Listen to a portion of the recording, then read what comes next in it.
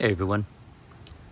So I have a older canister here for my pool vacuum, and what happens is after it's cleaned, quite often it will pull in water, of course, but there'll still be a bit of some air where the can will float and eventually start pulling in a little air into the lines and then start pulling air into the pump and everything else. And so while it's running, if you simply just stick it underwater, it's fine.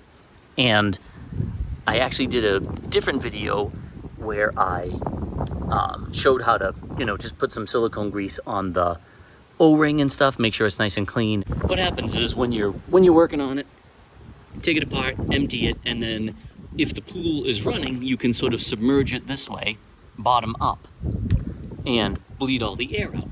But sometimes, if somebody else does it that isn't me, what will happen is it'll be sort of floating, partially submerged, like this, and it still has a tendency, because the seal is here, it'll still be pulling air in. So I think I found a reasonable solution, and I'm going to try it and see if it works. Naturally, when you're putting this back together, you would take your end off, empty this out, pop the lid, make sure the O-ring's nice and lubed. That's mostly so you're not fighting this thing opening it. It's a little dirty in there, but it's not bad. And even though this is old, it still opens and closes nicely. So a couple things happens. Once you take this off, your hoses are going to float around and those are going to pull in air. And then your canister is also going to pull in air.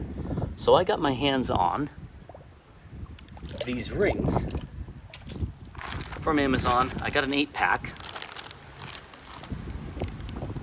They look like this. I got an 8-pack because I wasn't sure how many I was going to need. They sell them in 4, 2. And so I'm going to plop just a couple of these on and see. So I'm just going to pop a couple of these on here. I'm going to go with 3, I think. These click in quite nicely. I'm going to click those right on in behind here. Now that should drop that pretty good. Okay. And now, when I put this back together, this should hopefully work out all right. So now you'll see this has just a little air in it, and it ends up floating. Typically it's floating at this end, and it's at this seam starts bringing in air. So I'm going to remediate that, hopefully.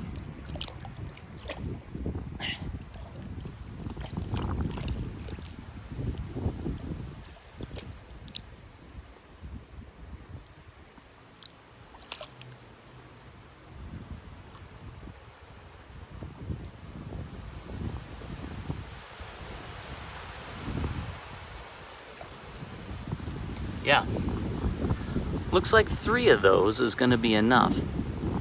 Now, it's unfortunate, I didn't realize that this hose is a different diameter, so I was hoping to put one on the other end too, and just sink it down. But if you see, 3 of these rings looks like just enough to submerge. It's actually submerging the whole thing anyway, which is going to work out perfect, because now doesn't look so heavy that the pool cleaner is not going to operate correctly, but it does. It pulled that